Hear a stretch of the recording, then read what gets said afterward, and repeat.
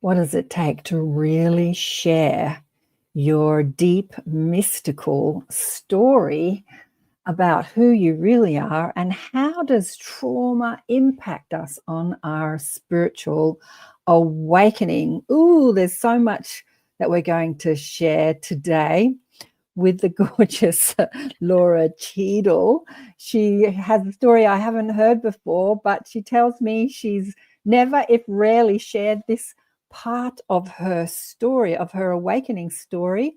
So it's going to be exciting. Stay tuned. You got to accentuate the positive. I feel good. A little bit of feel good goes a long way.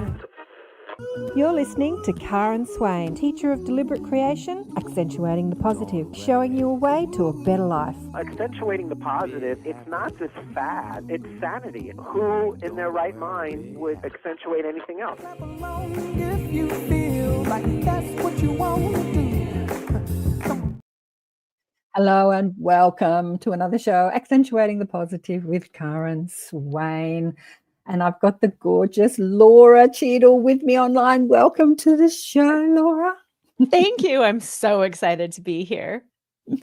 So I was playing with the cover images to this show, and I used a bit of clickbait. I see people doing this all the time. I never normally do it, but I've done 3 different covers for the show, and they're different on every platform. And today I put this one because I'm a curious person. When I see a cover like this, I've never shared this before. I'm like, what? What hasn't she shared before? So it works for me. So I figured I'd do that today. We're going to dive deep into Lora's story today that she hasn't or rarely shared live publicly before. And you've done a lot of podcasts. The gorgeous, the luscious ladies are online. The luscious ladies online. Hello, hello, hello. And here's another one. Heidi's from Boulder, Colorado. I was just asking Lora, actually, Heidi, where she was from. She was saying Colorado. So welcome. Great to have you on the show. So excited to be here and to talk about all of this good stuff. Let me just share a little bit of Lora's story with you. So Lora never set out to become a betrayal recovery coach, which is mostly what she talks about when she's on other people's podcasts, or a channel. But when she discovered that her husband of 23 years had been cheating on her for 15 of them, her entire reality shattered. She wasn't just grieving the relationship, she was grieving the self she had abandoned along the way. In the aftermath, Lora came to understand betrayal not as a personal failure, but as a soul-level initiation, a wake-up call to evolve beyond the roles she was playing and into the truth of who she was meant to become. Although Lora had always received intuitive guidance, this ruptured open a much deeper channel. That's when the Librarians came in, an interdimensional collective of wisdom keepers who hold the curriculum of humanity's soul lessons. Ooh, I love that. This is the part of your story you've not really shared before. Right. Unlike guides who focus on individual paths, the Librarians speak to the collective, what we're here to learn through experiences like betrayal, burnout, and loss, and how we can transmute pain into power, purpose, and truth. Their presence was undeniable, the message clear. This isn't just your healing, it's humanity's healing, and it's time to share it. And, people reach out to me. I think I've got at least 50 emails of people wanting to come on the show. But I in your email, you shared with me that you were really excited to sharing your spiritual awakening on the podcast. I want to be transparent and authentic. Right off the bat, most of my previous interviews, you say, focus on betrayal recovery, which is a bit like grief recovery. And you say that you've shared deeply from that journey, but the spiritual architecture of healing, the soul level guardian wisdom from the Librarians, the guidance that rose from the ashes, is something I've rarely spoken about publicly. So that's what we're going to speak about today, which is exciting. But before we get into the Librarians, they actually sound a bit like, I love the name, the Librarians. They sound a bit like what I reverently call my mob, because although I can speak to them personally about myself and about clients, a lot of the information they give me is very expanded, collective. It talks about humanity. It talks about other planets and the cosmos and the universe, and it's very much broader than the singular journey. Yeah. But yeah, let's hear a little bit of your story, because I don't know your story. She revealed to me just before we went live that you've been a lawyer, and what happened? We'll start at the beginning. I felt like I was pretty spiritually connected as a kid. There was a ghost in my house. My mom and I both saw this little girl. So I was connected. I was open. And then as you grow up, I really thought growing up meant putting a lot of that stuff aside. So I focused on academics. I focused on, that's not real. That's not verifiable. That's just me being crazy or whatever. And I went to law school. I became a corporate attorney. I practiced law for 10 years. And I just thought that's childhood, my little fantasy childhood. But it's one of those things that is also hard to deny. You sense things, you smell things, you hear things. And I constantly had this voice in my head telling me things. For instance, the first time I saw my husband, I heard very clearly this voice in my head that said, "That's the man you're going to marry." And it was like, well, that's really interesting because I'm engaged to somebody else. So that doesn't even make sense at all. And then when I finally did meet this guy, it's like, oh, well, he's married. I'm engaged. That's a weird thing in my voice, or that's a weird voice in my head. Why did I hear that? Well, fast forward, I broke up with my fiance a year later. My husband broke up with his first wife a year later, and we did end up getting married. So intuition, things like that would come in at these random times, but I didn't consciously channel. I didn't consciously connect. Yeah. After I had my second baby, that's when I stepped away from practicing law because it was overwhelming and I was burning out, and my husband had gotten a job being out of state 2 weeks out of every month. And it was like, we can't do this. Something's got to give. And I stepped away from practicing law. And that's when I kind of got back into the spiritual realm again. I went back to school. I did a 2-year certified hypnotherapy program. I started, it was wonderful. Started following Doreen Virtue, it was like doing the angel therapy and like learned energy work. You know what I mean? It's like, oh, I'm just going to come back into this world. But I still kind of thought it was a fun, fanciful world. It was not real. It was, you know what I mean? It's like, sure, I'm following my passion and I'm doing this, but it's not real. I loved it. Loved every minute of it. Thought I had a great marriage. Loved, staying home mostly with my kids, working part-time. I just thought I had the best life. I was having the most fun. My husband was amazing. I truly thought I've had it all. And that's when I found out that he had been cheating on me for 15 years with 5 women. Whoa. Oh, yeah. And 5. I kid you not, I had no idea. Yeah. No idea. Yeah. I've got a lot to say about this. Sorry, there's all these, what are you saying here, Shelley? Does your experience as a lawyer assist you somehow? Absolutely. In the spiritual realm? Oh, interesting question, Shirley. I love that. Yeah, we're going to get back to hubby, but how does your experience as a lawyer assist you in the spiritual realm? I think on a few different ways. The reason that I went to law school was because I was interested in justice, pursuing justice, creating justice, finding that balance on the. It's not. I'm not, but I should be. I'm an Aquarius, and that fits me too. But spiritually, I think it helps me understand that balance. It also helps me really determine what is my voice and what is the voice of the librarians. What is my head and what is spirit out there. So I think in a lot of different realms, it's like the balance of justice, the balance of karma, the balance of the individual and the collective. Like there's so many things as within, so without.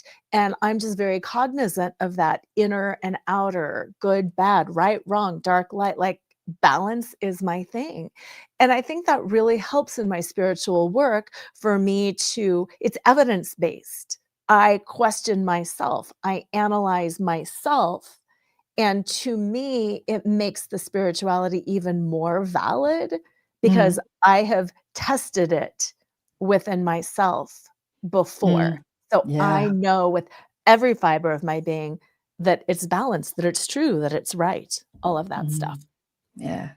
Yeah. No, I love what you said about playing in the spiritual world as something that was fun, but Yeah. it wasn't real. It's not real life. Yes. It's just you It's following your fun. bliss, following your Yeah. highest excitement, which is the Yes. guides, the emotional guidance system saying this is who you are. But my daughter feels exactly the same way. She is amazing. She's amazing at tapping into her guides and being intuitive, but she likes to play with it. She likes to play with it with her friends, but she feels exactly the same way you do. She's in her 30s. Yeah. It's not reality. Even though her mother Right. does this, right? Even though it is my reality, it's like, okay, it's your reality, Mom, but it's not real. It's not, like the medical world is real and first aid is real. And having those types of skills, not having access to spirit guides and past lives and stuff, it's fun, but how does it help you? That's how she feels too. So I get it. I've always seen it as real and how it helps you. After 5 years full-time study as a naturopath, I left thinking, I didn't see anything that was going to change the world. So I kept asking, and I think this does. But getting back to the betrayal, I know that you've spoken about this on many a podcast. It made you like, well, I won't put words in your mouth. Yeah. What do you want to say about that? It was such a dark night of the soul. Everything fell away. My entire kid's childhood, you know what I mean? Like 15 years, they were 18 and 20 at the time. And it was like, nothing was real. Nothing was real. Who was I? I wasn't a wife. I wasn't like, what was real? It literally took my identity because I thought I knew who I was. I thought I knew how my life was. I thought I knew the family structure. I thought I could rely on all these different things. And suddenly nothing was real. Think about holidays, vacations, experiences. Like we would lay in bed and talk about things at night. What was real? What wasn't real? We had a friend down the street who had an affair, and we would lay there and talk about, oh my gosh, can you believe somebody would do that? And she doesn't know. And he's, and the whole Oh time you're my doing this God. too. Like, Oh my God. oh, yeah. Can I say something on that? I reckon Yeah. as much as you were hurt, I reckon living that lie hurts more. Yes. You might be getting your rocks off with Yes. different people, but living the lie would, Jesus, imagine living your life. I've got to tell you a story. Yeah. When I was in my 20s, 30s, I had a furniture and homeware shop, and I had a manager. And that's a long story. But anyway, after I shut the shop, I moved in with her. And during that time, she found out that her relationship of 12 years, the same thing happened. He used to work in New Zealand and Australia. So he would be 2 weeks in Australia and 2 weeks in New Zealand. And that would happen every week or every couple of weeks. And she found out during that time, and she went sort of BS crazy and took it all out on me, which is another story. He had a whole family in New Zealand. He had a wife and a child. And he had been maintaining this relationship with a wife and a child and her. Like, so she was kind of the mistress, I suppose, in a way, but she never knew that. She thought she was the relationship. She thought it was her. And that sent her a bit loopy, and I got the brunt of that loopiness. I tell you what. Yeah, it does. It makes you very, very crazed because you don't know what else is not true. If Right. everything that I can rely on, if my partner, my rock, my love, like if that can't be true, then what else out there is not true? But that, Right. Yeah, but that's the gift in it, because all of the things that I'm relying on, this real world, law, like you said, law, medicine, all these real things, I did everything right. Yes, it's the rug totally pulled out from under me. And it was that belief. If I'm a good person, good things are going to happen. I'm always kind. I'm always loving. I'm always generous. I'm spiritual. I'm meditating for everybody's highest good. So good things are going to happen to me. And then it's like, are you kidding? Like, I don't deserve this. And if I can't even control that, then what's real? And that for me was that tipping point. Like, you could go really dark really fast, because why bother trying if everybody out there is gonna, cheat on you or lie, or if this can happen to me and I try so hard, why even bother trying? And that's that moment where it really kicked in. Like, I try for me. This is for my soul. I am doing the right thing for my soul, for my guide. My husband hurt himself more than he hurt me. Like, Oh, living yeah. that, yeah, this is against him. This is not against me.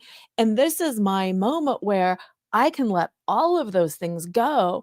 And what do I know? Like somebody just said, trust. How can you trust? I start trusting my inner guidance. I can start trusting the greater good. Mhm. This is what I can rely on. No, you can't really trust anybody out there. You can't trust government people, politicians. I can trust my internal sense. And I know I can handle anything now because it's all been taken away from me. Mhm. And I know where that trust is. It's within. It's not external. It's within. So I became unshakable. Do I want to get hurt again? Oh, heck no. But can I handle anything? Yes. Yes, I can, because I am so firmly connected to me, to my guides, to all the things that are really real. And those things that are really real aren't the things we have in our everyday life and belief system. Yeah. Yeah. You call it betrayal, but I have a totally different perspective on this whole relationship game we play on planet Earth. Mm. My best friend, who I was telling you about before we went live, said to me when we were in our 20s that she had an open relationship with her husband where she understood that she couldn't be all and everything to him, and that he couldn't be all and everything to her. They were best friends, but they allowed each other to have sex with other people. They had an open relationship. And I was really upset about that. Like, how can you do this, coming from that moral perspective? And she said, oh, I can imagine myself living in a harem. I think she had these connections. She was Wow. really psychic and spiritual, but she didn't go down that path so much. She was too busy, caught up Mhm. with the normal things, babies, wife, money, parties, Yep. whatever, businesses. And she said, I can imagine being in a harem. Can you imagine when you don't feel like having sex with your husband one night, you just, one of the other wives do it for you, and then you've got women that live with you that you can talk with and have good times with, and they can share in the raising of the children, and they can share in the housework. And she gave me this whole story about living in a harem. And I remember contemplating it. I was in my late 2030s, and I thought, yeah, actually, that'd be Wow. really cool. Wouldn't be so bad. Wouldn't be so bad. Yeah, you'd have a group of Exactly. women in your house. You didn't have to do everything, because I was one of those wives that did everything, ran the business, brought up the Oh, yeah. child, did the housework, like just did everything, and resented my husband for not doing more. And then I Yeah. contemplated having all this help. And even when I didn't want to have sex, I could, somebody else could do the sex. And I'm like, yeah. This isn't bad. And then when the manager of my shop, went back BS crazy because her husband was cheating, I was thinking, if they'd had a more enlightened view, Mhm. the two women could have been fine with each other. Like, you have him for 2 weeks and I have him for 2 weeks. It's cool. Right. We're sharing him.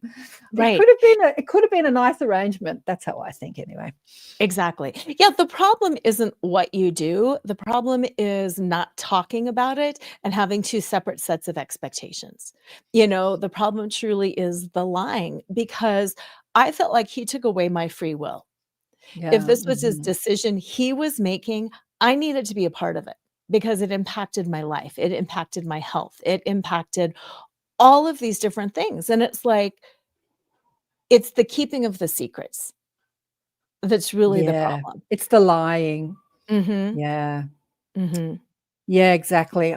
Again, I had a partner in between husbands, actually. And we met and tried to have a relationship. It didn't happen. And then he met somebody else. And then we came back together, and there was undeniable chemistry that we couldn't ignore. And so we started a relationship. But he was now in this relationship with somebody else. Mhm. And I was the secret, but I knew all about her. And he would be in my bed at night telling me about his problems in bed with her, and I'd be counseling him. So I was completely sharing him.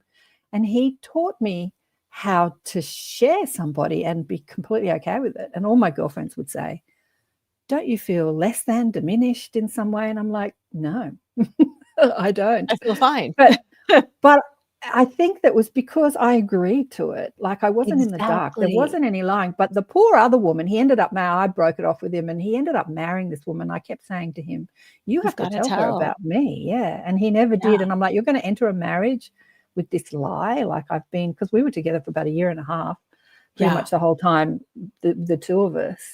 Yeah. And The lying, and it's the lying that's the problem, and then it creates so many different layers.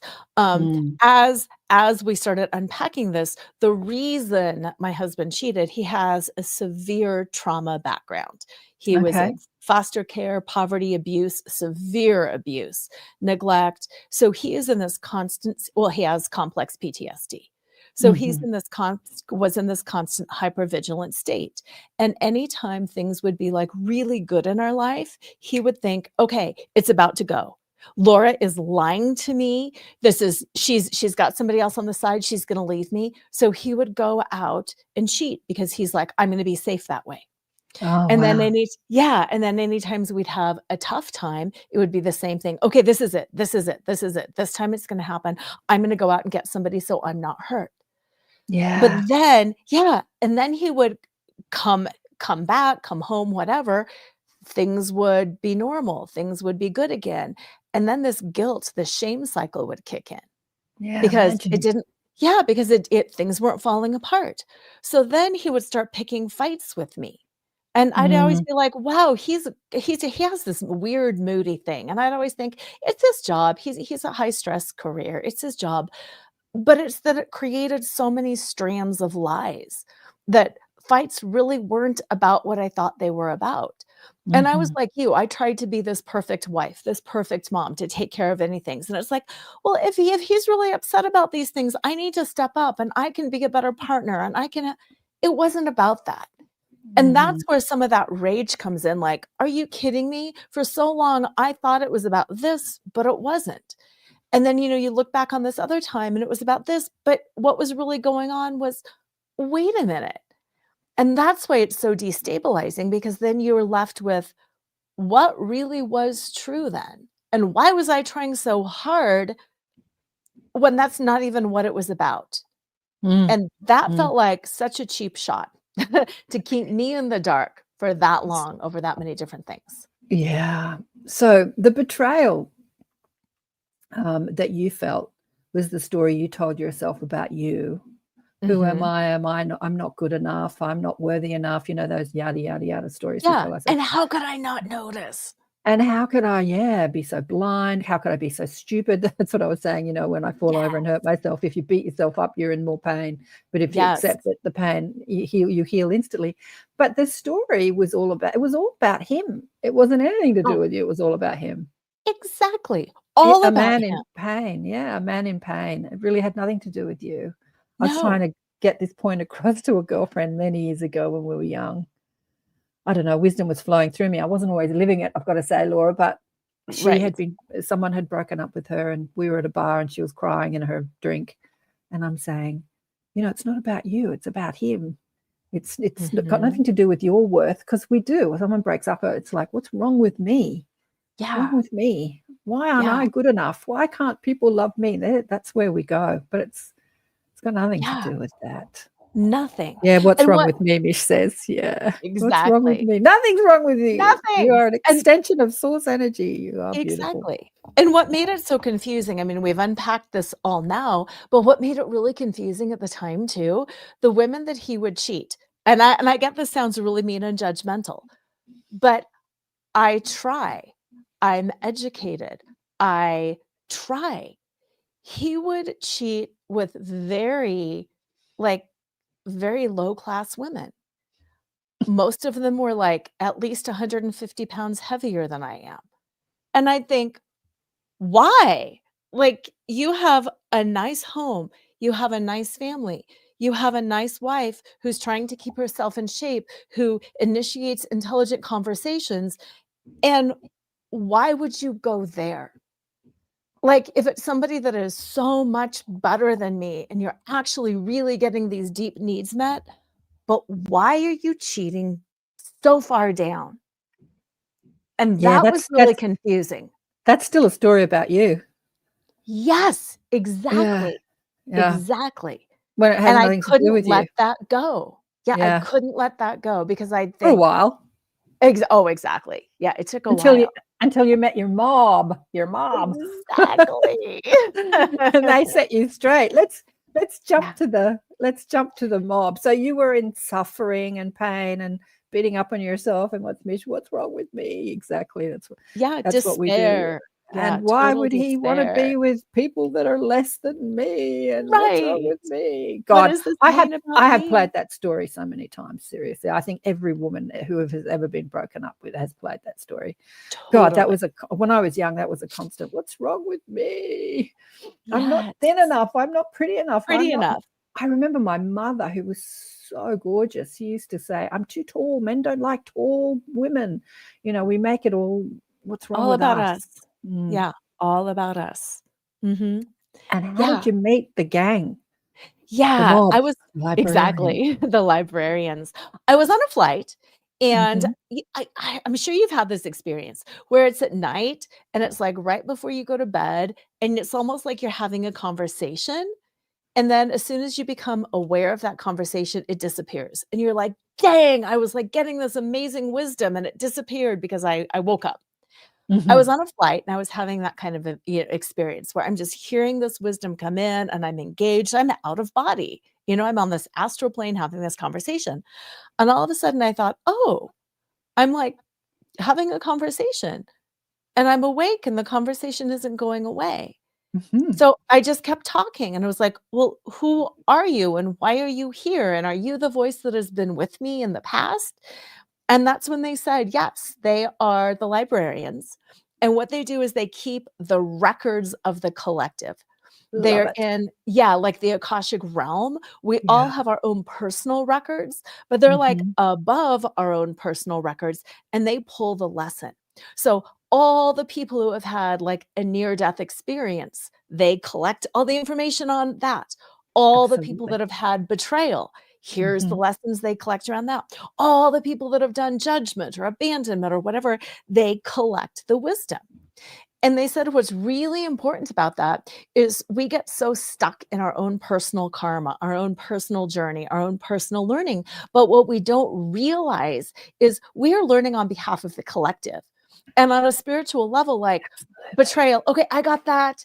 Near death experience, oh, I got that. We talked earlier about like suicide. Well, I've got that lesson.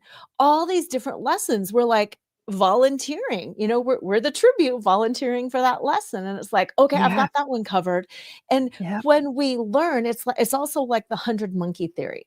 And the 100 monkey theory is like when one monkey will learn how to do something, and then all of a sudden it like transmutes through the entire collective. And in the research, it was like these monkeys on this other island learned how to, I think it was wash their fruit. Wash their Monkeys on sweet potatoes. Yeah. Yeah, wash their sweet potatoes. So it's like these monkeys learn how to do it, and then suddenly that knowledge jumps. That's the collective. So Critical if mass. Critical Exactly. mass. Yeah. Yeah, total critical mass. So Mm. if I can learn how to transmute betrayal and you can learn how to do this and we all elevate so quick. And then those lessons, they tell me, can be put behind us as a Yeah. collective. That's the elevation of society that we're talking about. Absolutely. I love this conversation because I have a lot of conversations on the show about death, which Yeah. is, you know, when I asked my guides years ago, what's the thing that creates the most trauma pain on the planet? And they said, your idea of death. Sure, we do the betrayal thing. We feel betrayed. We feel betrayed by family members and husbands and partners and friends. And, you know, we do the betrayal thing. But death is the thing that creates so much grief. And if we can transmute that trauma of death, like that's going to everyone that transmutes that trauma of death is doing that for the collective too. What's Brady saying here? Brick fur. My teenage daughter says, Dad, men always cheat with someone who isn't as pretty as their partner. Really? She said that? Don't know if that's true, but interesting to sort of hear that here. What they say, and this is interesting with the women that I've worked with, but same thing with the research around it. You cheat with somebody who mirrors back how you feel about yourself on the inside. Oh, And wow. Interesting. nobody feels good about this level of deception, lie, cheat, steal. So you feel so bad about yourself, you attract that. And like what my husband would say as we were unpacking all of this is his mom abused him horrifically. I mean, the abuse was next level abuse. He said he was always looking for people. She's bipolar, she's like all the things. She's also a drug and alcohol addict. He said he was always looking for somebody that reminded him of her because subconsciously he'd think, well, I can fix her. I can't fix my mom and I can't get the love and attention from her. And he was taken away, you know, foster care and all that. But okay, I can do it from her. I can do it from her. I can do it from her. I can do it for her. And that reflected how he saw himself.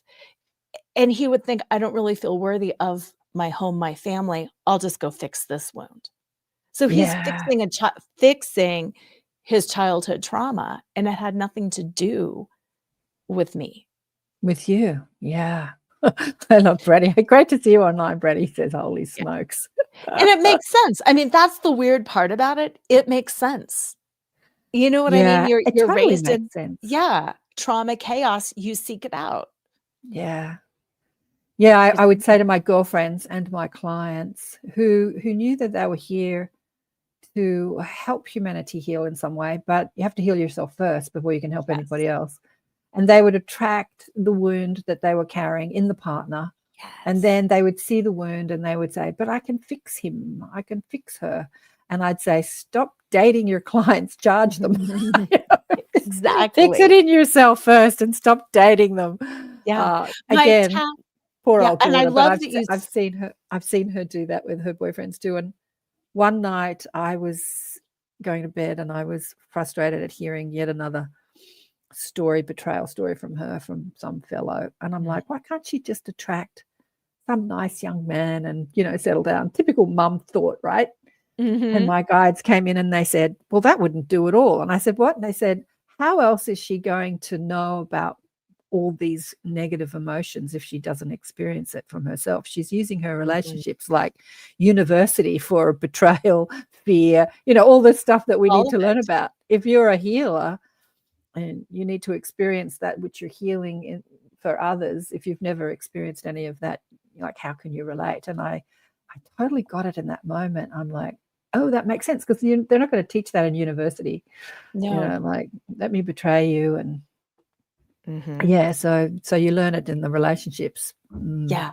The tagline for my business, like my whole thing, is set up around betrayal uncovers the truth, not only about your partner, but most importantly about you. Yeah. And that betrayal mirror for me really brought to light, how am I betraying myself? Right. And it was like, wow, when I seek to be perfect, when I take care of everybody else, when I am betraying my own needs, so often, and I don't even realize it. That resentment you feel, like you were talking about, you do everything and then resent it. That was Mm, my life. mm, And it was like that self-betrayal. I would put myself last. I would even say with my husband and the kids, I'd be like, "Okay, tell me your schedule and I'll fill myself in the cracks. Drive the kids here, right. pick this up here, do that. Is there time for me? Then I'll do it." Instead of, "Hey guys, I have a yoga class at this time. You figure out another thing." Nope.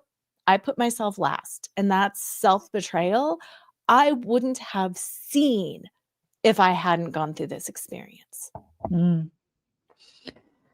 So tell me, when you're on the plane and you understood that you were being spoken to by a collective, by the Mhm. librarians, Yeah.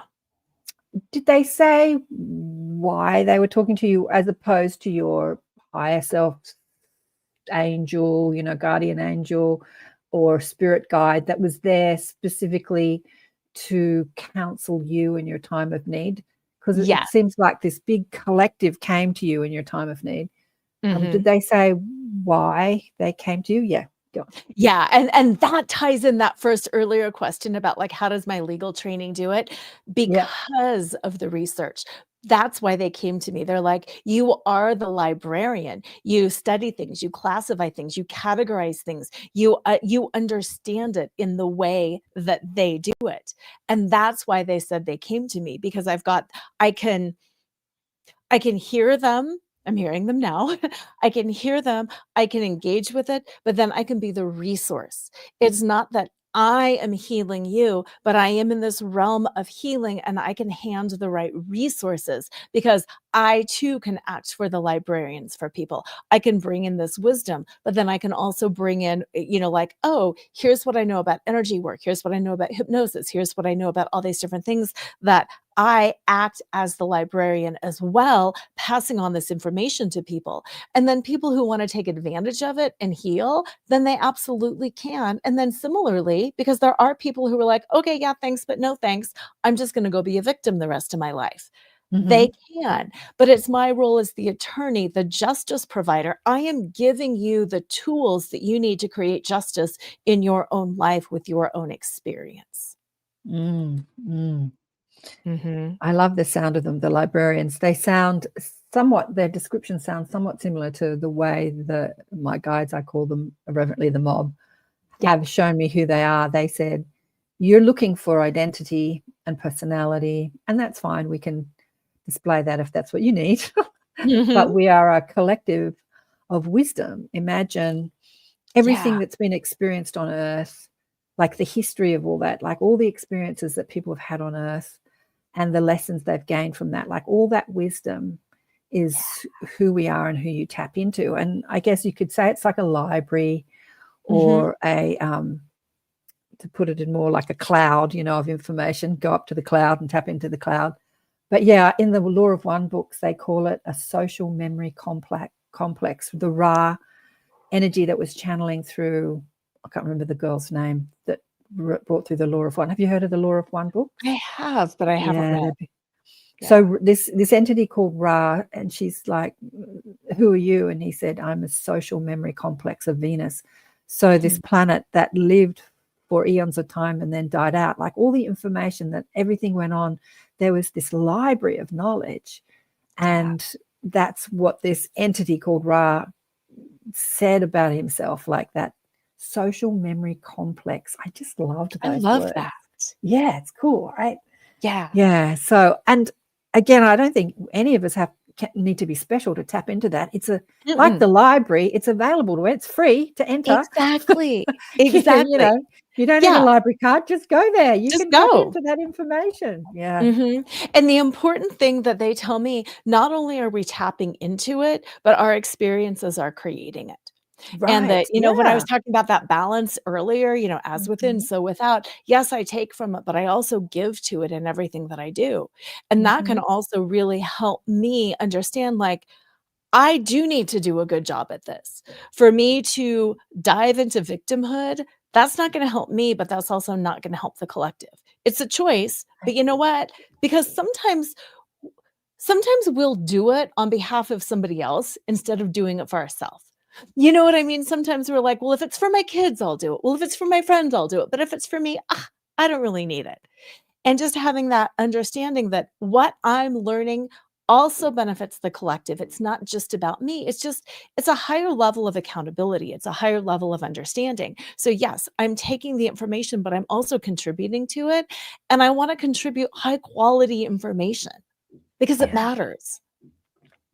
Yeah, my spiritual awakening, my spiritual growth, my consciousness evolution is not just my story, it's everybody's story. Yeah. Mhm. Yeah, I do Yeah. it not just for me, for everybody else. I so know that, if I've got to do something for someone, I'll do it. But if I do it for me, I'll put it off. I'll put it off. I'll do that later. I'll do that Yes. later. I so know that. But yeah, Yeah. we are the collective. We are one with everybody Mhm. else. We are you, Yeah. I'm you. A Yeah, and it's that ancestral piece, like, I'm doing this on behalf of women everywhere because women have been lied to, manipulated, betrayed. For years, we have not had a voice. For years, we have not had power, and I am a part of, "You know what? I'm going to speak about this. I'm going," I even going on the spiritual piece, the witch trials, all of that stuff. I'm Mm. going to be so powerfully who I am. I'm going to speak against the patriarchy. I'm going to speak against whoever is putting me down, not only to heal the past, but to carry it forward and to create a higher level for everybody. Yeah, exactly. Mhm. What else? Oh, it's 10:10 here. What else have the collective shared with you? Like once you started having conversations with them about Mm. empowerment and women in the collective and women in history and betrayal, what else would they share with you? Would they share willingly or would you have to ask questions? Um, a little bit of both. The relationship that I have with them, I always say, I am open to whatever knowledge that you have to give me. If I'm about to walk into something, if somebody needs to notice it, I am here. I am always willing to listen. If I don't want to listen in that moment, yes, I can say, no, I don't need to hear that. But I say to them, please stay connected with me. I am an open channel. I will be that clear channel. So yes, I will sometimes hear things coming through from them. And then I will also ask them questions. And then similar to how we might be prompting AI right now, sometimes I will ask Yeah. them like, okay, thank you for this information. What have I missed? Yeah. What have I failed to ask that would help me in this situation? And I love that because that's where it tends to go really, really deep. And it's such a variety of wisdom.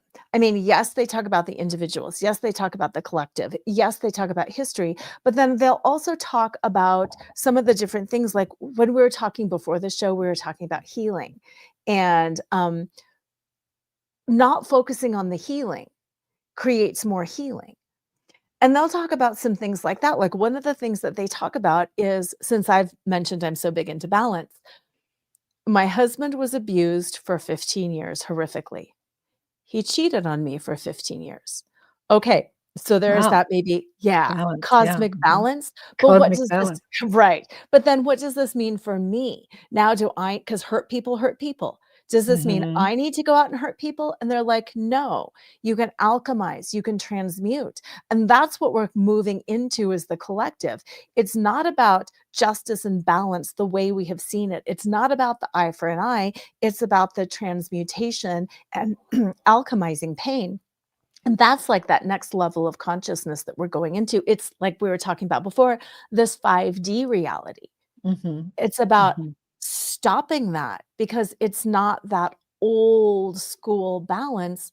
How do we transmute? How do we transcend? And that's been what I work on for me personally, again, with the librarians. Like, okay, I'm hurt in this situation. This was not fair in this situation. What do I need to do to create from this situation? Yeah, absolutely. And Susan says here, Yes, yeah. I learned that my number one betrayal was with myself. Saw that in hypnotherapy, my favorite healing modality. You said that you studied hypnotherapy. Do you practice it as well, I or? do, I do, Mm, I do. Yeah, I'm a clinical hypnotherapist, and I use it. I use it in conjunction with the librarians because that's one of those things. Okay, where is the mental block? What do we need to rewire around this? And hypnotherapy, for those who don't know, it bypasses the conscious portion of the brain where our defenses lie. This doesn't work. This can't be right. This isn't going to work. You go below that conscious portion and you tap into the subconscious. So healing is much more rapid yeah, than it would be yeah, otherwise. And it's extraordinarily powerful. yeah. I Mhm. think I heard you say on another show that, when you're healing betrayal, a more mainstream show where we weren't talking about guides and Exactly. librarians, it wasn't your fault. So No. stop blaming yourself because and as I was listening, I was thinking, I think it was the last show you posted on your Facebook page with that gorgeous psychiatrist. Okay. And I was thinking, well, it might not be our fault, but definitely at some level we've chosen it. So we've had Yes. an agreement with our partner, Yes.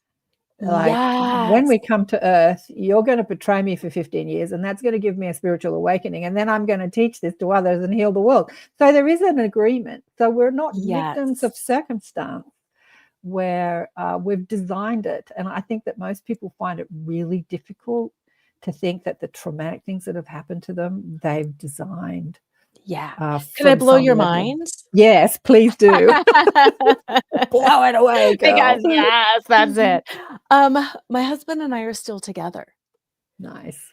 We did all of this work and all of this understanding around it. We dove deep into those soul lessons. He was here to experience unconditional love. He never got unconditional love from a person in his life. That's my gift that I have given to him. What I needed from him was to step into my power. I was always the good girl. I was always silencing my voice. This set me free. Really, I channel and I'm a lawyer. And guess what else? I dance burlesque. And guess what? I get to. And it's about me embodying and being bold about those things. Like, yes, I can be a lawyer, I can dance burlesque, and I can channel. And that's not weird. That's me. So this gift of betrayal set me free to be unapologetically myself and let him Beautiful. understand and experience unconditional love. Then our soul contract ended. And we had been in, it was about a year of what are we going to do? Are we going to stay together? Because our soul contract ended. And I have not talked about that before. And we're like, well, is it easier or do we want to? And it's taken a lot of time. And we've decided that, yes, we're going to stay together, but we don't exactly know why. We've just decided we are choosing to stay together. But that Choice. contract has ended. And Yeah. what I'm hearing now is we've got some other contracts that we can now enter between each other, or we can just live and have fun. And we're talking about that consciously. Sometimes he's like, "Can we just live and have fun?" And I'll be like, "Well, yeah, but maybe we should tackle something else too." And then sometimes I'm like, "No, no, no, we just need to have fun together." And he'll be like, "Yeah, but we could really make some changes if we do this." So it's it's constantly evolving. That I just we think that's so beautiful. I mean, Yeah. to hear, that's forgiveness and getting over it and moving on and being happy and not holding on to resentment and betrayal, like not holding on to all that crap. I think Yeah. that's so beautiful. And Mhm. so I love what you said about the soul contract ending. I'm going It's to I'm going to yeah, get back to it. I need to do a station ID break. Where's my little okay. thing here? And then we'll get back to soul contracts Okay. ending. Elevate UFL. Here we go. You're listening to ATP Media, Awakening and Expanding Consciousness with Karen Swain on the United Public Radio Network and the UFO Paranormal Radio Network on 107.7 FM and 105.3 FM. Syndicated radio hitting about 120 countries and streaming on 8 platforms. And my guest today is Lora Cheadle. She's sharing things she's never shared before. We're talking about soul contracts and spirit guides that are a part of a interdimensional collective consciousness called the Librarians. Normally she talks more on a mainstream level about betrayal and overcoming betrayal, but we're going there today. And thank you for choosing this show to come out of that mystical spiritual closet with me. But I've had many partners, long-term and short-term, where I felt that contract ending. Remember I said I was with the fellow that was with me and with another woman who eventually ended up marrying.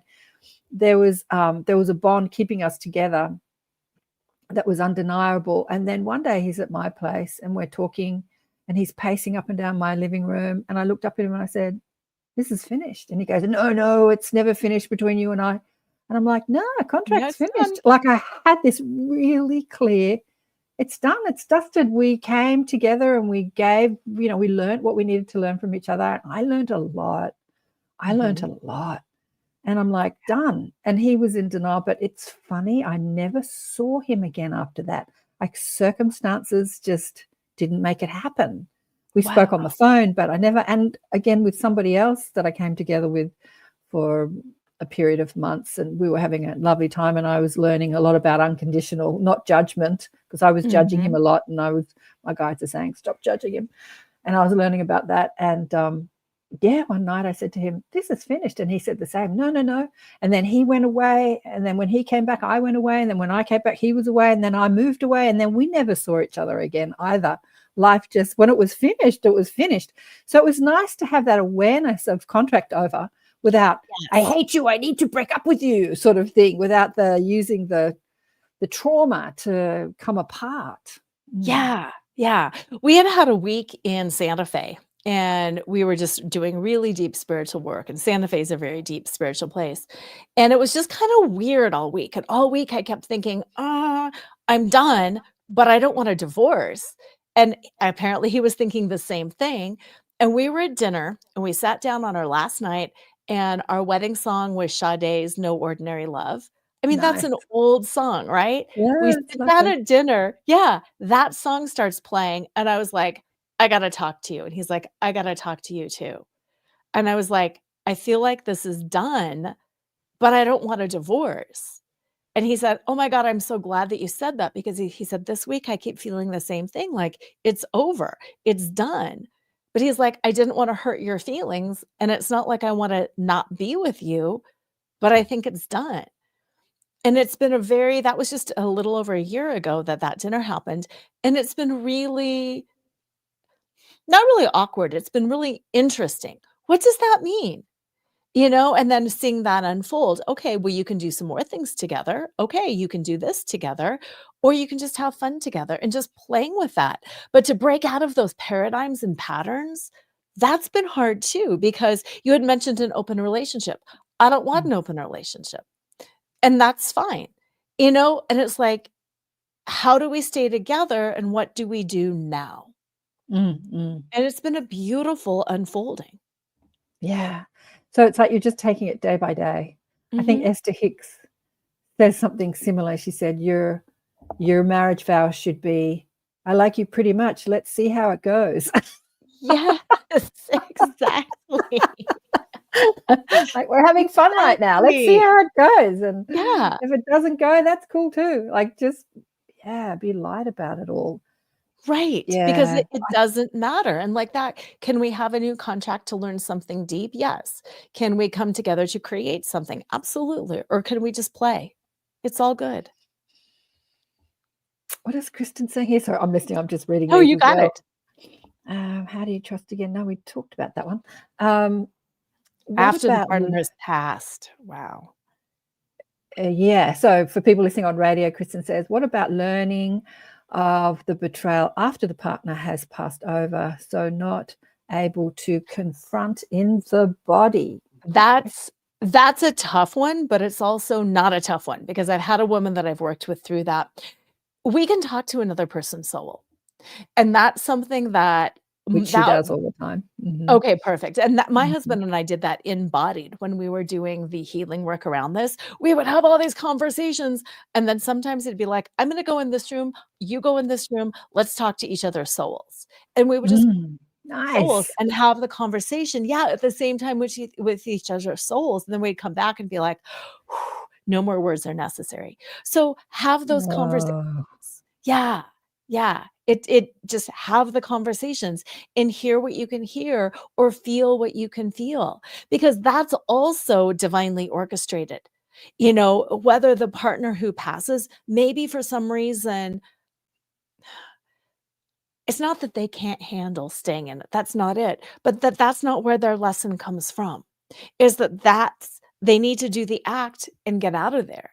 And for you to be left in this place of, quote, no closure, that's the gift right there. The gift yeah.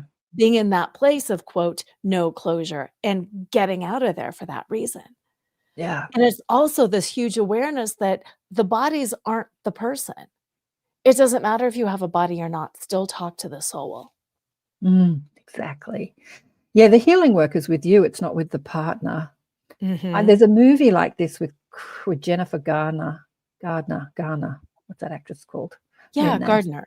Yeah, Gardner. Gardner. Where she's in love with this guy, she's living with him, and then he dies, and she's hanging out with his friends. And as she moves through the movie, she finds out more and more about him, and who was I with? Like, I didn't even know the person I was with, and they were like this huge betrayal. And I think that when we need the other to explain themselves, then we take the story off us. Like, it's about me and my healing, and what am I thinking about myself, and who am I? It's not about what they've done, which is what you've described. That when you delve deep into it, your husband was just in pain and suffering, and he was looking for healing through infidelity, through having sex with other women, and really had nothing to do with you and who you are. But Nope. it's an opportunity to really identify with your higher self instead of your personality self that needs somebody to love them. Because Yeah. the soul doesn't need a partner. No, You no, know, not at all. And just you don't need to be yeah, in love. We don't need yeah, partners. Jennifer Garner, yeah. yeah. Ghost of Girlfriends Past. Is that what it's called? Is that the name of that? You know that show, Kristen. Your healing, and what does Susan say? Your healing doesn't have to be dependent on anyone else. Exactly. No, because if Yeah. it is, I don't feel like it's necessarily our healing. Because like I was talking earlier about that internal versus the external. What matters is what I do internally. How do I create my own peace? How do I create my own justice? How do I create my own acceptance? And if that's conditioned on somebody else, then I am a victim forever, because Yeah. I can only get over it if you give me closure. I can only get over it if you give me an explanation. I can only do this if you, so then I keep myself forever on the hook. Yeah, exactly. Yeah, exactly.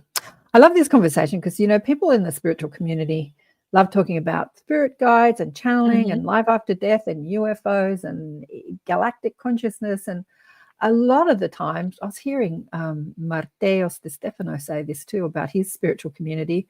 There's amazing people gather around him. Do you know who he is? This South American young man who's he remembers all his past lives. He remembers Atlantis. Anyways, I may talk about his spiritual community on a podcast. A lot of the time, people use that spiritual conversation to bypass Mhm. feeling betrayed or betraying themselves, like bypass the internal healing. Like, I can Yes. talk about life after death and spirit guides and galactic consciousness, and I can channel and do all this sort of stuff, but I'm not looking within and really looking at what I believe about myself and who I am in this world and how I present myself in this world and what I Mhm. think I need in order to feel happy or to feel good or to feel successful or confident or like I'm making a difference. Yeah, yeah.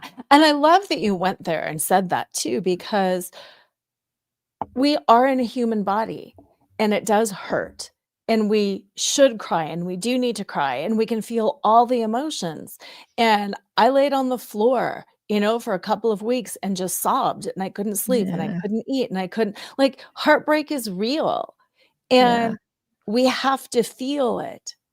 It's just that keeping connected to the fact that, yes, I'm a human having an experience, and I'm a soul and I'm a spirit. And how can I bridge that gap and feel the full humanity of it, but then also transcend and remember who I am and find that connection, those touch points with the lessons.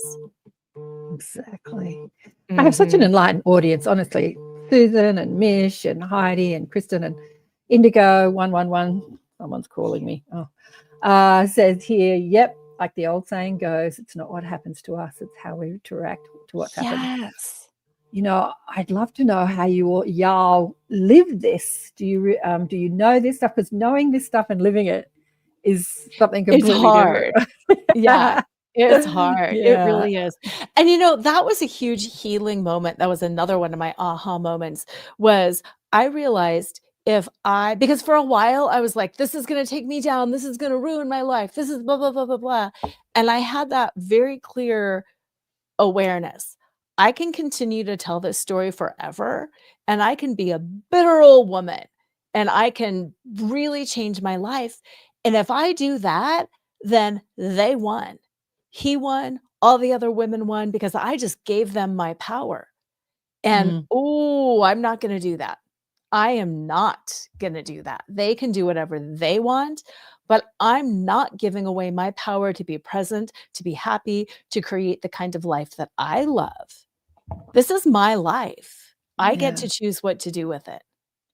I remember a girlfriend of mine was married to this man that wasn't my favorite person in the world, and he did all sorts of terrible things. And she was, you know, she had a slew of kids and renovated the houses, and you know, she was one of those super women. And he was an ex-sports star and with an ego. Anyway, wasn't one of my favorite people. And then they broke up, and she was seeing a counselor, and she said something to me that the counselor said, which I just love, something about when you are thinking about all the terrible things that he did to you, he's occupying space in your head and he's not paying any rent.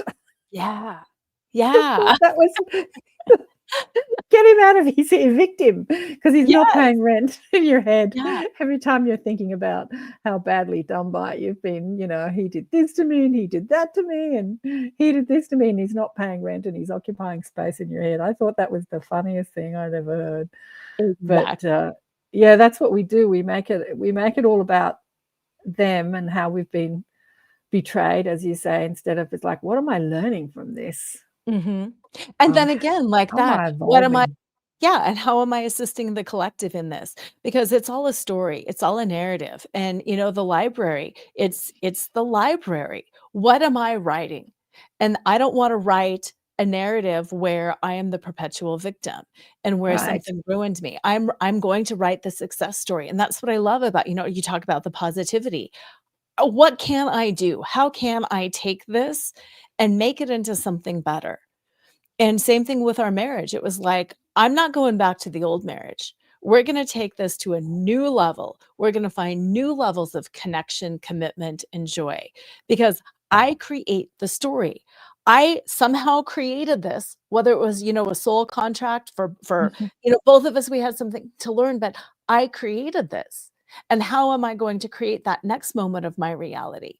And how am I going to do this not only on my behalf, but on behalf of other people as well? Because like you were talking about death, I've got a lot of friends who've gone through some really tough things.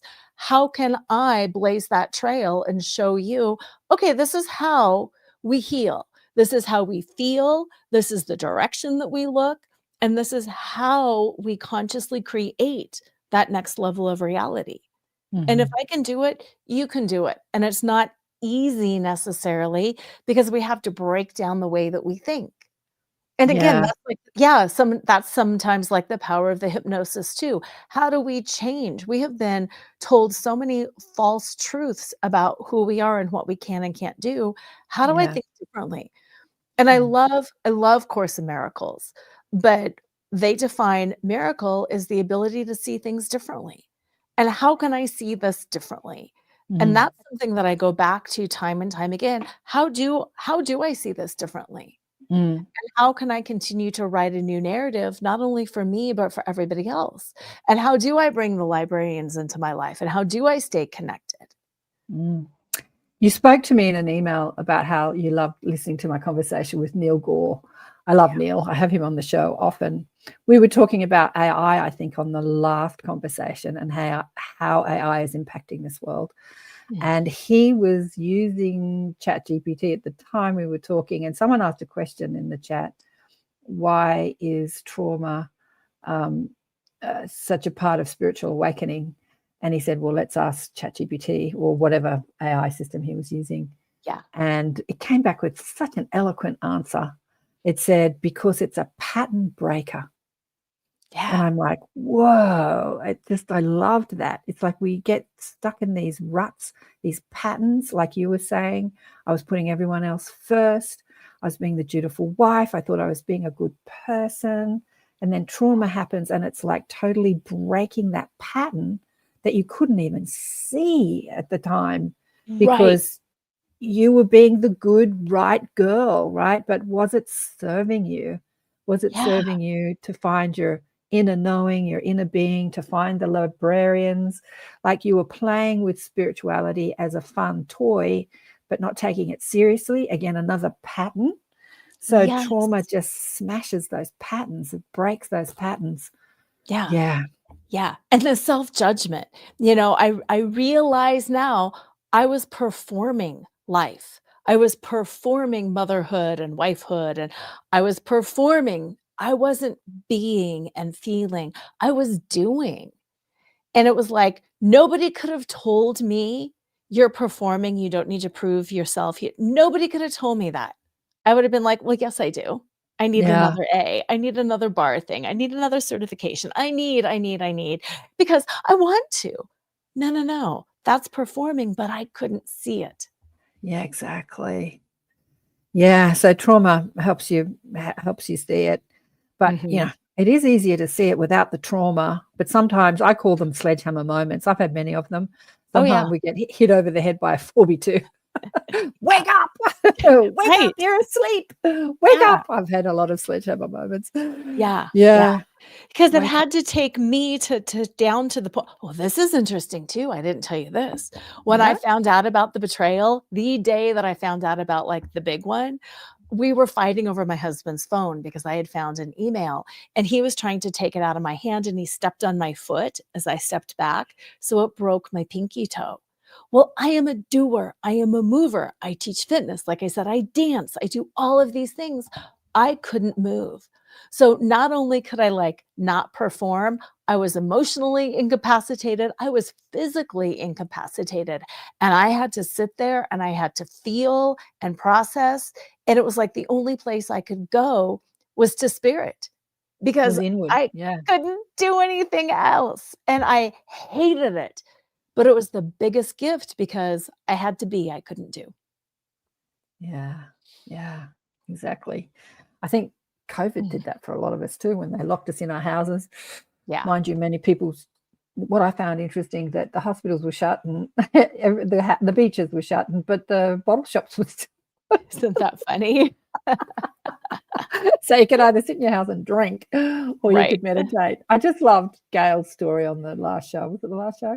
Where her parents had died. She'd retired, and she was locked in. So she started meditating, and she had this spiritual awakening. I just loved that. Yeah, instead of drinking yourself into oblivion, you could meditate and find the universe within. Yeah, the universe, the librarians. So with your spiritual team, the librarians, have you sort of met others, parts of your spiritual team, like your higher self or your guardian angel, or like dead relatives that are a part of your spiritual team? Or all of them. All of that. Tell us about that. Yeah. You know what? Again, it's funny because before all of this, I would feel connected. Like when my great grandmother passed away, I would always smell her soap, and I would have experiences like that. So I was always open to that. But now that I've had this awakening, now that I know with the librarians, I tap into people so much more easily. My husband's brother passed away. My grandma's passed away. Like all these people, I can just now get into that centered space, feel up into the frequency, and ask questions. And I'm so much more likely now to say, can you help me with this? What do you think about that? I just want to talk with this. Let me understand that. but also guides, my higher self, I do ask my soul, like, what's going on? What's going on with you? Like, is Laura on track here or is Laura off track? And Uh-huh. how can I bring you more into alignment with me, and what can you guide me? And that's stupid because sometimes I still argue with myself. Recently, my higher self told me again, quit doing so much. You're doing way too much. You need to step back. You need to start receiving these gifts. And Laura starts arguing. No, no, no, no, no. Yeah. I'm going to finish this. I'm just going to do this. And I just want to take care of this. And then I'm going to create this over here. And it's like my higher self is like, Laura, you can do whatever you want. But you asked for advice, and we're telling you now is the time to receive, not to do. Yeah. And it's like, Yeah. Oh, I'm a big one on receiving. I've got that oh, one. I've got that yeah. one down pat. Okay, Receiving. good, I used to because be a that's what doer. I'm working on. I used to be a doer, not so much of a doer these days. But let me ask you about hubby. What's his name? Sean. Sean. Hello, Mhm. Sean. So he obviously went on a deep healing journey as well to Yes. overcome the pain that made him, do what he was doing. Is he on board with the librarians and the spirit guides? Like, is he down the rabbit hole with you? Is he right Oh, there yeah. next to you? Oh, yeah. Oh, yeah. Is he channeling his own wisdom as well, or is he coming to you for advice, or is he, going within? Like, where is he at? Both. Mhm. He he was a lawyer too. We met in law school. Oh, And wow. yeah, and it's really interesting because his dad, who was also severely abusive, was an audio engineer and he was all into frequency. So all of a sudden, Sean is like, "Oh my gosh, I understand frequency and the spirit Oh, and the elevation and where people are in dimensionality." Because he's like, "I knew that from my dad." And, yeah, oh my gosh, that suddenly makes sense. It's not just the realm of audio, it's the realm of existence. And it's like, yes. So energy. yeah, yeah. So he and I went to Peru, we worked with a shaman, like we've done Nice. all of this stuff. Yeah, he is so deep down the rabbit hole. Um, I wanna be totally clear and honest though, he had such a traumatic background. It's not like for him, whoop, it was healed. You don't just heal Definitely severe not. childhood trauma. Yeah. Definitely So not. so most of the time he's connected, he's right there, he meditates, he journals, he talks to his higher self. He's like, "Soul, what do you want me to know?" And then there's those very human painful times and you go, "Oh my god, what happened?"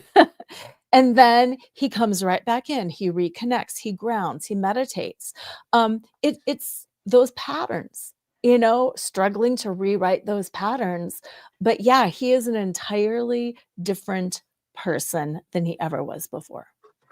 That is so cool. Yeah. I'm struggling to think if I've been talking to people for years, as I was telling you before, like about 15, 16 years on media and about 25 years, putting on new world teachers through events and stuff. And I'm struggling to think if I've heard of a story where the partners stay together and evolve together. Usually it's the tearing Mhm. apart and then the person has the spiritual awakening, and usually the partner does not come on board. Usually the man, I Right. hate to be, like, It's but stereotypical for a reason.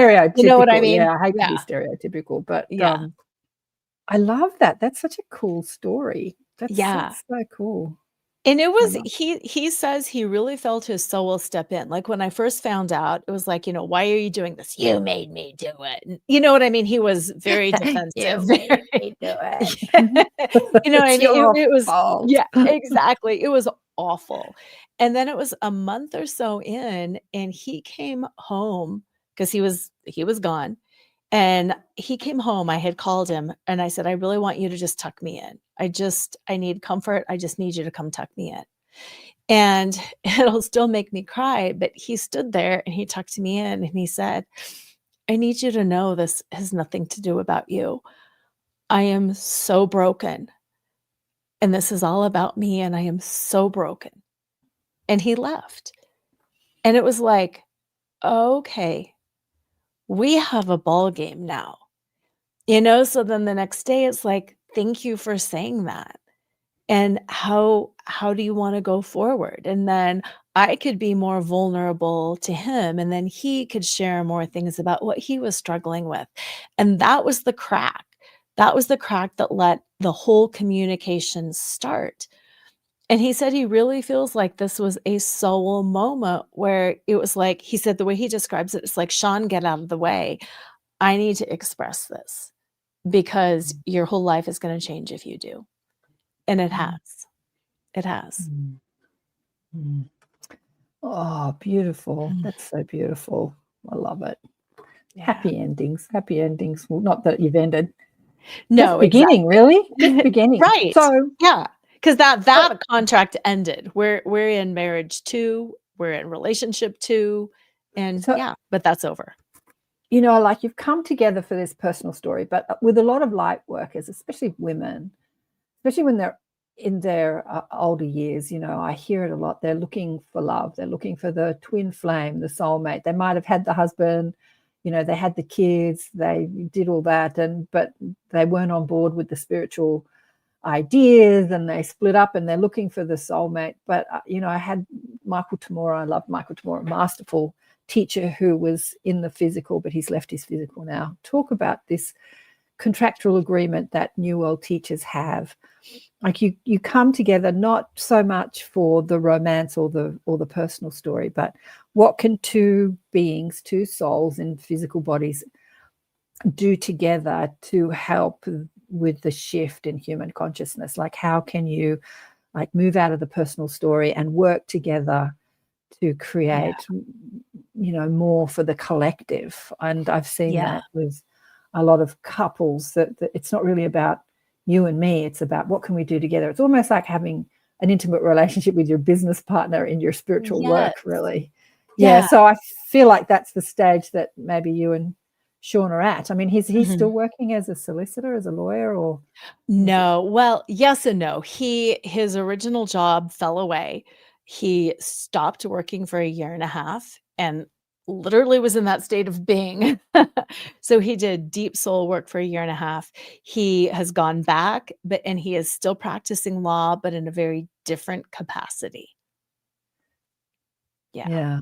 And you're right. Like what the librarians tell me is it's that God, goddess, king, queen, it's the masculine, feminine, and then it's that uniting of those two energies that is what we're kind of shifting into. And that's where all the and I don't like the word power, because so many people think it's like power over and I'm rising to power. But that's where the soul's power goes, is in that unity of divine masculine, divine feminine, because that is the piece of oneness. When we can assimilate on these relationships, then we just keep adding to that. And that is that piece of oneness. Mm. And you two are a testament, as you said, you know, you've healed the relationship between you for the collective, because as I said, it's a rare story where I've heard two people with so much trauma heal and stay together. Yeah. But Yeah. it's possible, right? It's possible. So you're a testament to that being possible. Like your story is added to the collective, and it makes it more possible for other people who do want to stay together, even though they're suffering with their own traumatic, limiting ideas about themselves and playing out in ways that don't benefit relationships or each other. But it's possible to heal and stay together and to forgive. I think it's the forgiveness. That's, because most people do the betrayal, like, I'll never forgive you and I believe in you. Yeah. Right. Yeah. And that was that power of that unconditional love. Like Sean growing up was beat for doing things wrong, like he could chew wrong, he could breathe wrong, he could, you know what I mean? Like all of these different things. And it was very conditional. So to be able to do like the worst thing possible, you know, I mean, there's a lot of worse things, but for him to feel, There's a lot of worse things. there's a lot of worse things, but for him to feel I can still be loved, that was enormously healing. Yeah. And for me to also transcend that judgment, because there's a lot of people who are like, you're staying with him. Why? You know, what's wrong with you? You have no self-worth. Oh my God, I would never do that. Well, I said I would never do it either. And here I am because it felt right. And I had to trust myself. And I had to let go of all that judgment. And you know what? That's really hard sometimes to tell people, yeah, you cheated for 15 years, 5 women, and it's going to be That's good. Laura, that's a powerful stat. I mean, that's what I got from my friends too when I was in my 20s and I was with that guy that was with another woman. Don't you feel second best? Isn't it, doing like dealing with your self-worth? You don't feel worthy and blah, blah, blah, all that. Right. Why are you with him? Why are you with him? Why? Yeah, all that worth. And it's like a powerful stance to say my worth has nothing to do with what somebody else is doing with their life. Like No, it has nothing to do nothing with what my partner or my family or my friends are doing with their life. My worth comes from my connection to who I to truly me. am. Yeah. Mhm. To my Mhm. soul essence, to my source, to my higher self, whatever you want to call it. Yeah. God, whatever you want to call Yeah. it. Higher Yeah. self, soul. And I was Yeah. betraying myself less by staying with him than I would have by leaving. And that was a little mind warp too. I Right. knew I wanted to stay. I knew we were doing this work together. I would have betrayed that knowing if I would have left. I knew our story wasn't done. I heard that same voice that said, "This is the man you're gonna marry," also said, "This story is not done." I didn't know Yeah. what that meant, but I stayed to find out, and now I know. Yeah. We've got 10 minutes to go. I'm just going to remind people that you're listening to ATP Media, Awakening and Expanding Consciousness. We've been talking about getting connected to your soul and getting over betrayal and unconditional love. It's been a juicy conversation. We're on the United Public Radio Network and the UFO Paranormal Radio Network on 107.7 and 105.3. And my guest today is Lora Cheadle, who has shared something with us she has never shared publicly before about connecting to her spirit guides called the Librarians, who are a collective of interdimensional consciousness or information. What have they shared with you? Because they talk more globally than personally, even though it's really one story. The personal story is the global story and the global story is the personal story. What have they shared with you about the future, where we're going, where consciousness is going on planet Earth? Yeah. Mhm. Oh, so much. Okay. We've got they say in the last 50 years, we have really evolved from that individual to that collective consciousness. Right. So that just keeps rising and that keeps rising and that keeps rising. Now what we've got coming in, and this will no shock to anybody, I don't think, but really that divine feminine is coming in at a very anchored level. We've had some ups and downs. We've had some kind of toxic spikes. We are doing that union in to a level that we have not done before. Before that really anchors in though, we're going to have high spikes of toxicity. We are going to have a lot of technology that goes offline, they've been telling me, because we Lots of need to people be say that. Mhm, mhm, mhm, mhm. because we need to be, like, taken offline, so to speak. They're also telling me that so many of the things that we are creating technologically are really what is happening on the soul level, on that interdimensional level. Yeah, Things I like agree. yeah, things like, the World The Wide internet, Web, the the World internet, Wide Web and exactly. telepathy. Yeah. Mhm, Yes, mhm, yes, all of these things where we think it's amazing that we can FaceTime somebody on a phone, we can mhm. do that. We don't need the Consciously. technology. Yeah, Exactly. so Mhm. we're being expanded through technology to say what's possible, this high-speed travel, this communication. So now the technology starts going down, and every time the technology goes down, that's when we're tasked to be like, "How can I do it without the technology?" Because Right. we don't need that technology, it's the technology of the soul. Yeah. Yeah, Mhm, absolutely. mhm. I thought that would be a bit further down the line, but yeah, everyone does talk about the 3 days of darkness, the internet going out. I often think to myself, because I'm on the internet a lot, Yeah. I do love the beach. What will I be doing? I'll be going to the beach a lot. Yeah, Go to the beach, go to the beach. But yeah. if I lived in the country, I would spend a lot of time, yeah, growing vegetables in the garden. Yeah, that's what I do when Mhm. technology goes down. But yeah, a lot of people have spoken about that. I guess I'm not looking forward to it, and I am looking forward to it in a way. But I do hope that I'm Exactly. somewhere more rural where I can play on the beach and play in nature, Yeah, rather than and be on the internet updating right, my and website. Right, right. And the reason that they say that we're doing that, like how this all balances, is because lessons will be put behind us. We will no longer, as the collective, have the lesson of self-judgment, abandonment, betrayal. So if you think about how would I be when all of my lessons have been learned? It's this deeper level of peace. And that's what we're moving into. And that's Totally. actually the fight that we're experiencing now. People, society, systems are still being like, well, maybe I want a lesson. Well, maybe a little chaos and drama is good. Oh my God, I don't want to be bored. And what the librarians like, that's why they're here. Here are the lessons. We've learned them. Trust us, we've got it. You want to learn that lesson? Okay, you've got a few years to learn it because we're moving that lesson behind us. You no longer need it. And that we have that kind of panic as a collective. Yeah. It's going to be too good. It's going to be too boring. If I'm not working on something, do I have purpose? And what the librarians keep bringing in is you do have purpose, but you can put that drama behind you. And that's the struggle. Yeah. Thanks, Diane. I'm on 200 acres, Mish says. I'm going to come to your place, Mish. I can find silence. Yeah, Mish is in Australia. I think you're in Queensland, though. She's not exactly around the corner from me. But what was I going to say? I had a question posed or something posed in my mind, and then I started reading the comments. What do we got left? We've got about 8 minutes left to go. Okay, she says. You have to give me your address. Yeah, I have thought about it'd be great to be on land. South Australia. Oh, she's in South Australia. Oh, my mum was born in South Australia. Great to be on land when that time happens. I've gone totally blank. What were you just talking about before? Before I read the comments? Exactly. First, we were talking about like the darkness and that we're create the technology, and the technology is internal in service of joy and moving past those lessons. What I was thinking as you were talking is that, we have these conversations on the show where we're talking about that personal enlightenment, that spiritual evolution, 3 days of darkness, the flash, we're moving to a 4D, 5D world. And then you look out into the news and you see the atrocities that are happening across the world, especially in Gaza and Palestine and, Israel, and bombing and trauma.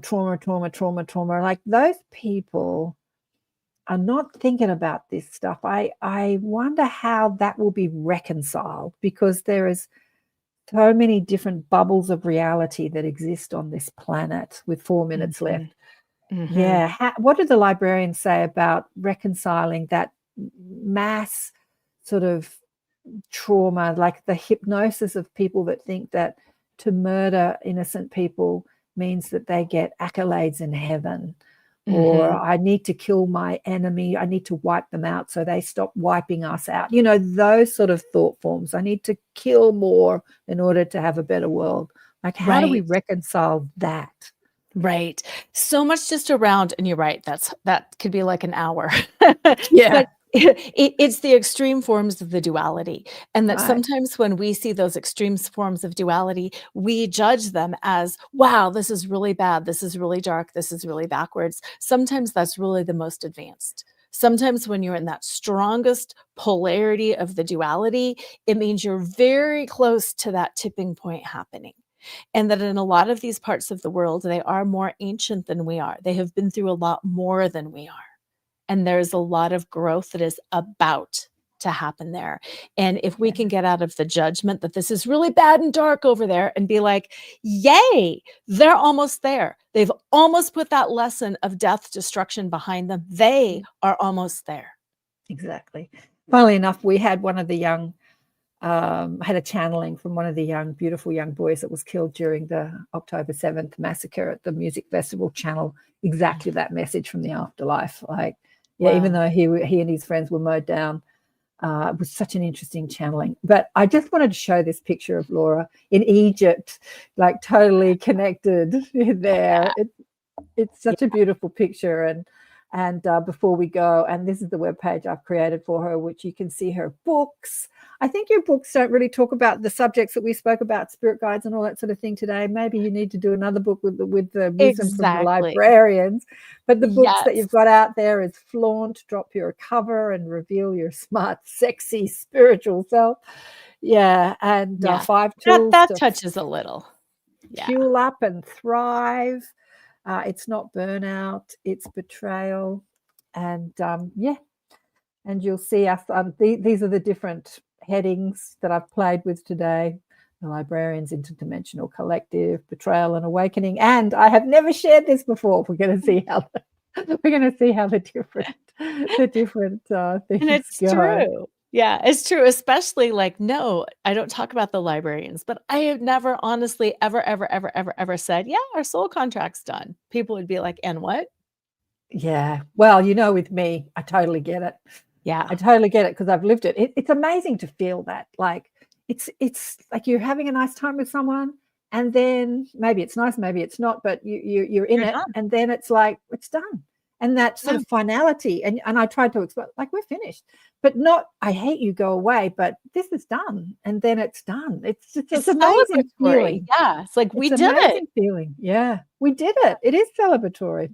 Yeah. Darling one, it has been such a joy to meet you and hear your story today. I've loved this conversation. Thanks for all the Luscious ladies online. You are a fabulous audience. We love you. I love hearing your comments. I never hardly get questions because they're so enlightened, the people that do show up for the lives. They've always got such enlightened things to say. But I did hear with quite a few of you that you've all touched betrayal. You've all felt it. Yeah, maybe betrayal of the self rather than feeling betrayed by others, maybe feeling betrayed by life, by your family. I don't know, when your parents don't treat you as parents supposed to. Maybe you can feel betrayed. Maybe they're alcoholics. Maybe they're violent. Whatever, you can feel betrayed because parents are supposed to love you unconditionally. There's so many ways that we explore the betrayal adventure here on planet Earth. But darling, it's been such a joy. Thank you so much for being on the show. Thank you for having me. I better tell people your website. It's all the links. I've popped all the links on that page. We've got you're on all the, you're on X, Facebook, YouTube, Insta, website. All the links are in the show's description. If you hit that link in the description, you can find Lora. And I look forward to the Librarians book that comes out, the next book that you go. Absolutely. And we'll get you back on the show to hear more from the Librarians. Thanks, everybody. Big love to all of you. This week on Elevate, I'm going to be talking about stepping outside of the 3D matrix, the fear, separation, money matrix, and moving more into a 4D, 5D consciousness. That will be coming up on Elevate, which is me. Thanks, Susan and Mish. Big love to all of you. Bye for now.